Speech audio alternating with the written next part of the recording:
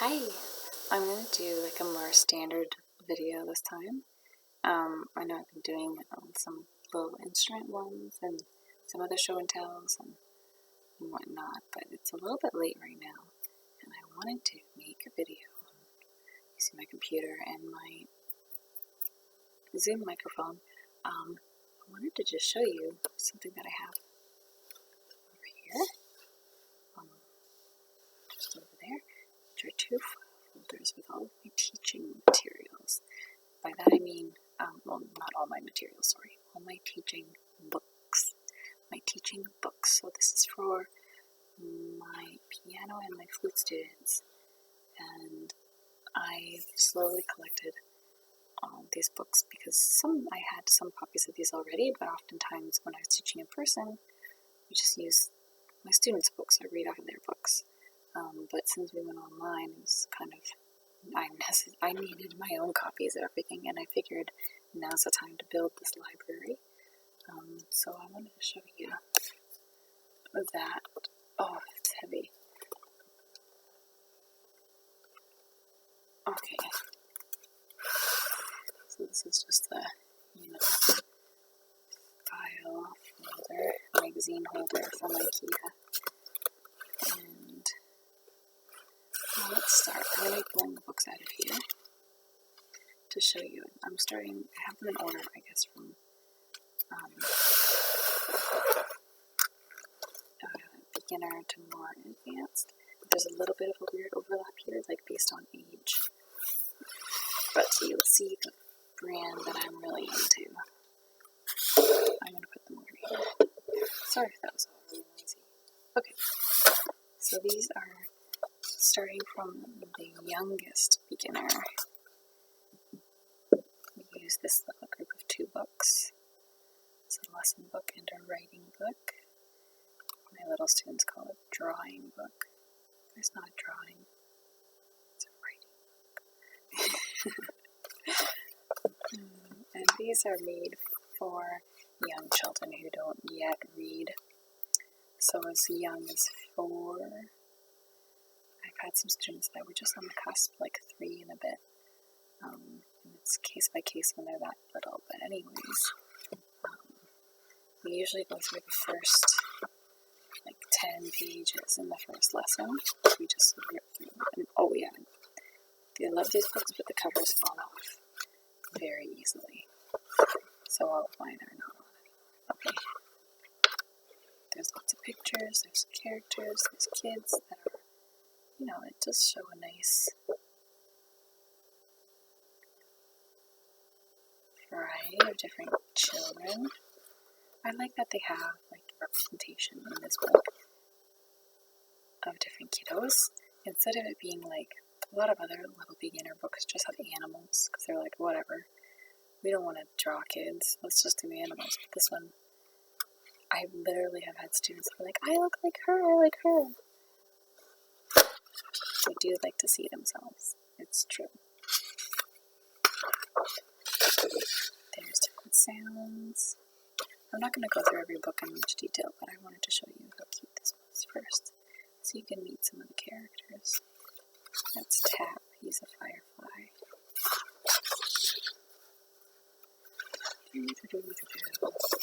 We sometimes even get all the way to this page on the first day. But yeah, you go through quickly the first bits, and then usually when we get to halfway, this is where the real stuff starts to happen. Really fun, really satisfying little piano activities. We start learning songs and rhythms.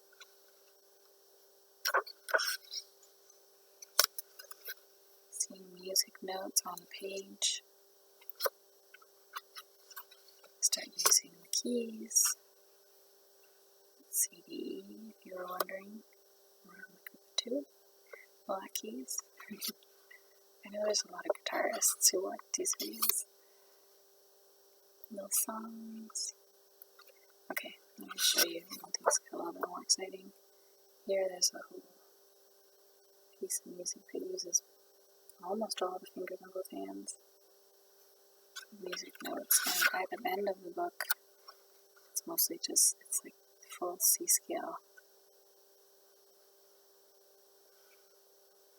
a C scale, not full scales, 5-finger scales. And that's it in this book. There's no staff reading yet. That comes later. There's a little poster of it. And the writing book. It's activities to go along with that. Okay, that's lesson book A. I'll show you the writing book in some of the next ones. Wait, I should put that back, or else these are all going to go everywhere.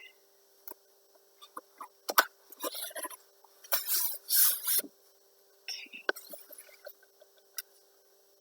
Same as the first, a little bit harder, and definitely not worse. Is the book B for same kids. So if they did the yellow book, then they graduate onto this book where they start learning notes on the staff, playing songs with different rhythms, and they eventually learn not all the notes on the grand staff, but like a good lot of them. Most of the bass clef, and then just C to G in the treble clef. Some new rhythm stuff like a dotted half note and a tie. It's a good book. I come out of this one feeling really confident. I've got several students that are just finishing this one right now. It's the lesson book and the writing book, for example. Which one is the best? We have things like, which way are the fish going? Up or down? Kitties, can I catch the flies? Some rhythm activities, measures, we have to draw bar lines, clap it. This one also, some rhythms, some time signatures. Naming notes, finding patterns, just a whole lot of fun.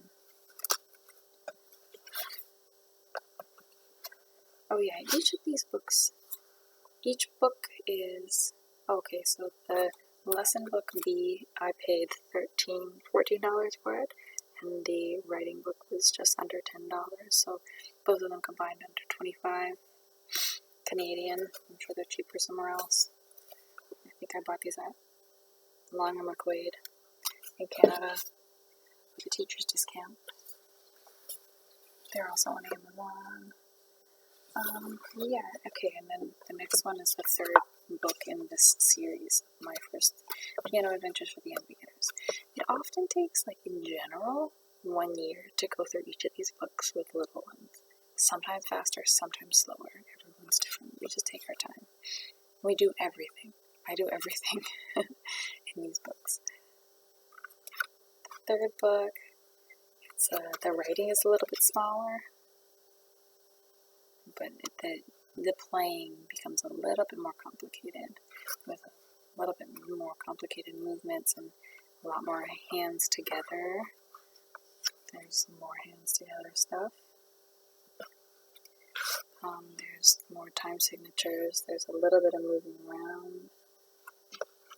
It's a really good base, I find, to start with this. Here we've got different dynamics in each hand. Doing well. We go to hear some flies. And that's the last one in this book. Hands together. Yeah. Fun stuff. And the writing book along with that. There's a lot of sight reading and stuff. I find that there's very well rounded, these books. So yeah, that's if you were young beginners, do that one. If I had a student starting from scratch who was older than 8, generally we would actually use these books, which cover the same materials as those 3 books, but it's all contained into one. So it's a little bit less fun. I think this is older too, like whenever they made this 2nd edition, it's still a long time ago. It could use a facelift, but it does the trick. This is basic piano stuff at the beginning. I started in a book similar to this when I was around 6, but it wasn't this book, it was an Alfred book. Not Faber, this is Faber. So beginner stuff. And then it just kind of, by here in the book there's the C scale. And then you start learning things on the staff. And then doing more complicated things until the ending where it gets really fun. And I have a few students who are actually just finishing these books now too. Everyone seems to be finishing up around now. So we're not totally aligned with the year, but oh well. It's been a weird year. Okay, so let's say you finish those books, the purple ones, then before we go on to the lesson books. So, lesson book level 1. Woohoo! Level 1. There are 4 of these. They're different ones. Now this, I have my students only get 3 of these. The lesson book, technique and artistry book, which I love, and then the theory book, which is so important to have alongside. And that involves, something that isn't really in these books. There's a 5th one that's all sight reading, which I don't have. I haven't had my students do that, but sometimes there is sight reading in the theory book, and in this one as well. The performance book just has pieces that are standalone, but we don't really use it. It's more advanced. So this one, it would be, I don't know, not tricky, but it depends on your learning style. If you already know how to read music, then maybe it's okay to start right away with that with some students. But it is like it's hands together and things like that. But for older beginners that already know how to read music pretty well, they can kind of jump in here with a little bit of practice beforehand. And it progresses. Sharp and flats, a few other trickier concepts, a lot of moving around, different rhythms, and then some theory like chords and harmony, transposition. It's a good one. So, after those red ones, here's where things get exciting. You do have the lesson book 2A. Now, they kind of keep on going with these books afterwards, but this is the last one that I usually use with my students before we go on to something else. 2A,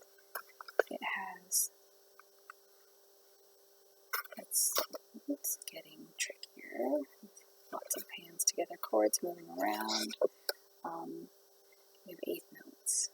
In music, a lot of kids learn 8th notes in school already, because that's part of, I think,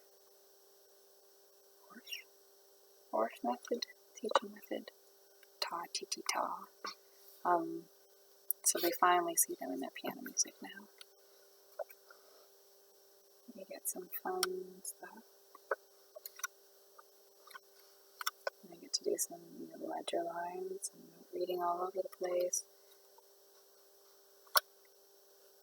And they're still interesting. I find the pieces interesting and fun. As a teacher, I'm not sick of any of this stuff in any of the books yet.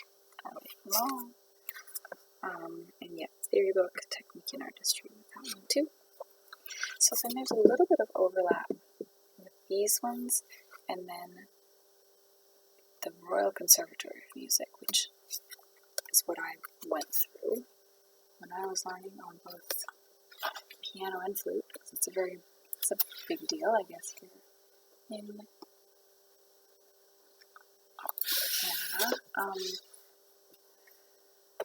So they churn out new editions of things like every so often, and then you feel like you have to buy it because that's what the students have. I have so many old versions of this, including the one that I had, that's not what I mentioned. When I was learning, now this is actually, I have this older version. This is just from when I was teaching piano 10 years ago. And they've just switched out a lot of the pieces from here. These books are not like lesson books.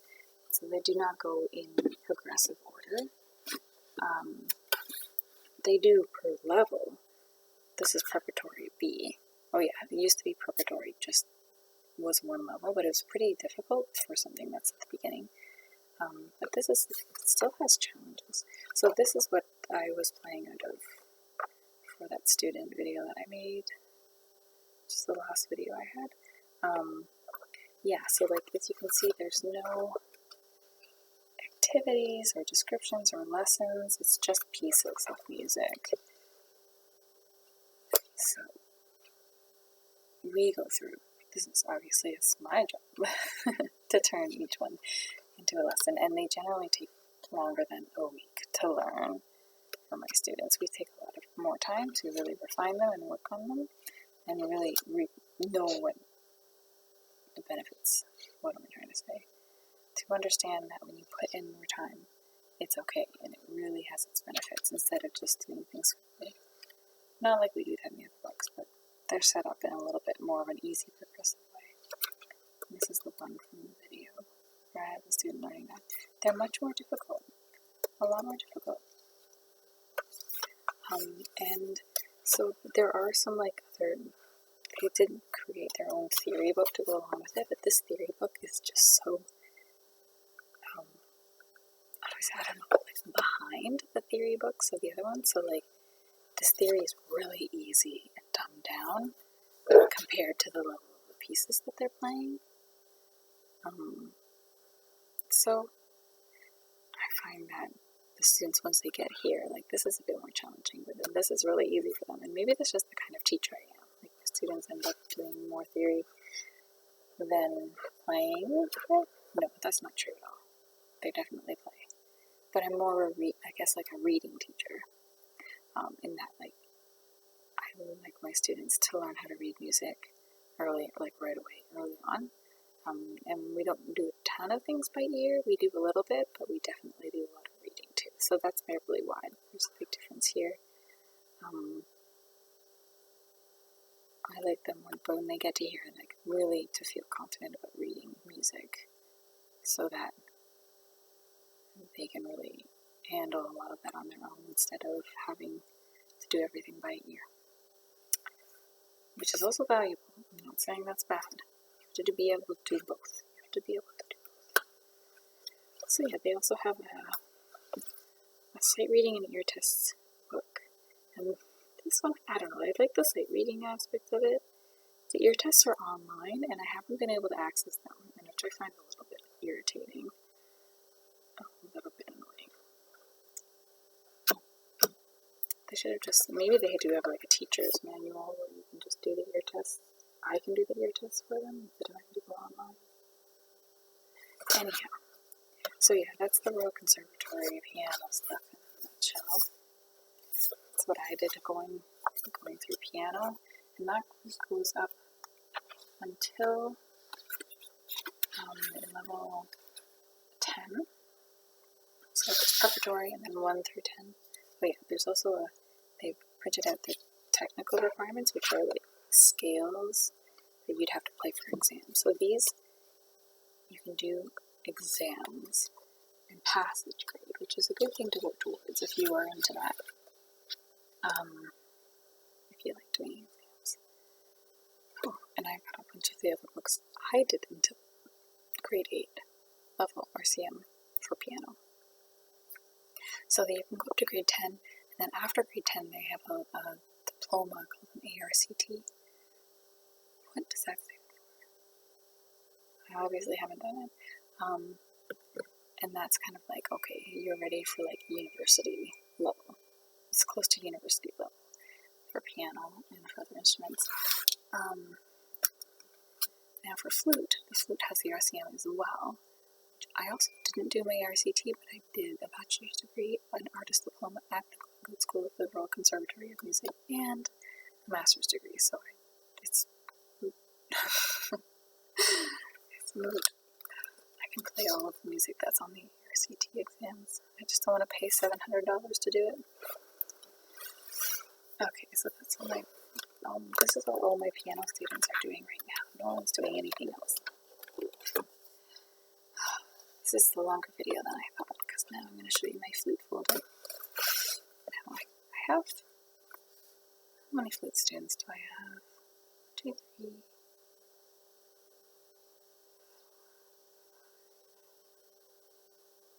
6, 9 flute students. So it's like, it's a lot, but it's not a ton. We can go in progressive order with these ones as well. It's a little bit more straightforward. It's not as many books.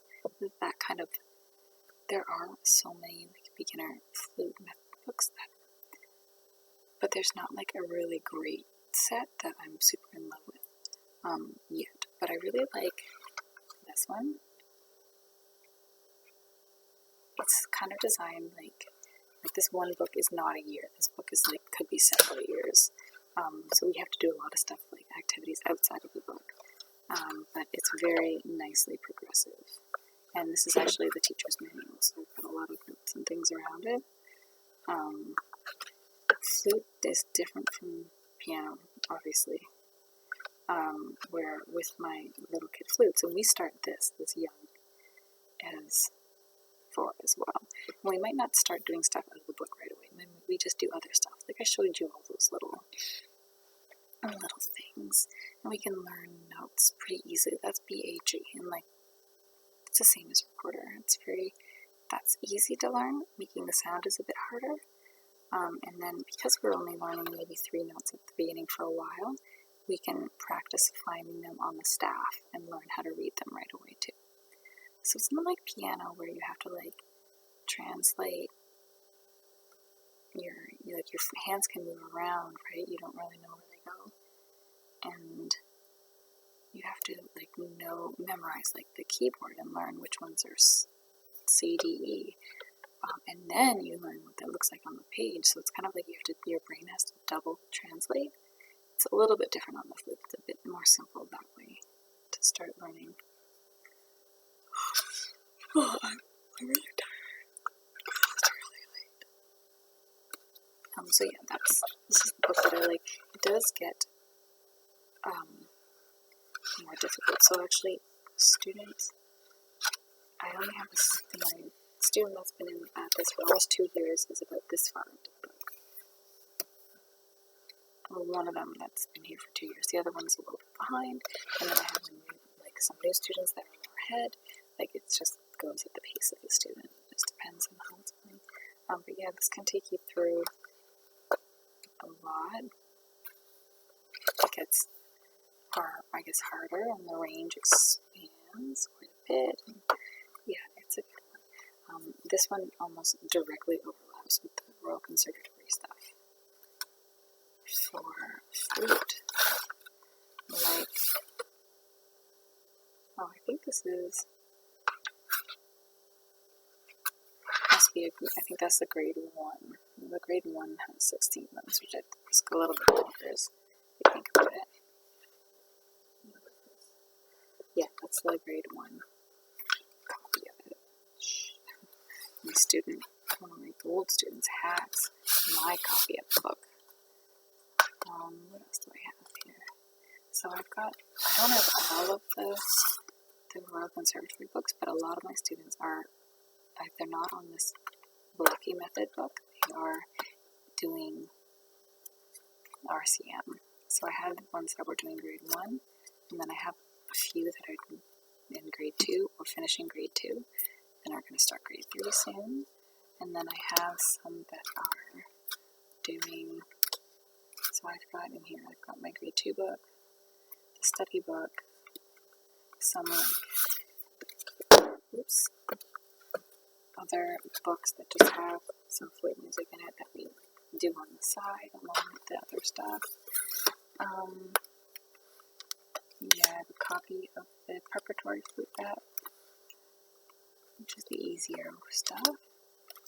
And then Flute Preparatory 4, a book of orchestral excerpts. This is the conservatory one, so students play that along with it, and it gets advanced, so it goes all the way up to the ARCT. These are excerpts that would be on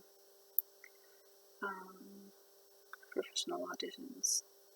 But I don't use this book, I use a different book. I think once you get to the ARCT level, like you're not really buying these books, you're buying everything separately. Yeah. Oh, I was just playing that tonight. So anyways, yeah, there's that. I have the syllabus. Yeah, my students, I have some students that are doing level 5, and that's the most advanced flute students that I have. So yeah, like I said before, it goes up to level 10 and then ARCT. This is another book that I haven't used this with any flutes because I like using the blocky flute for beginners, but I think this is a good book. I like the way that it's laid out. It reminds me of the blocky book. They explain things differently because I think it's British. Instead of saying like quarter notes, no, instead of saying eighth notes, they call them quavers. I don't know what else. I don't know. I don't use that terminology. I think it's very cute. Dotted crochet. That's a quarter note.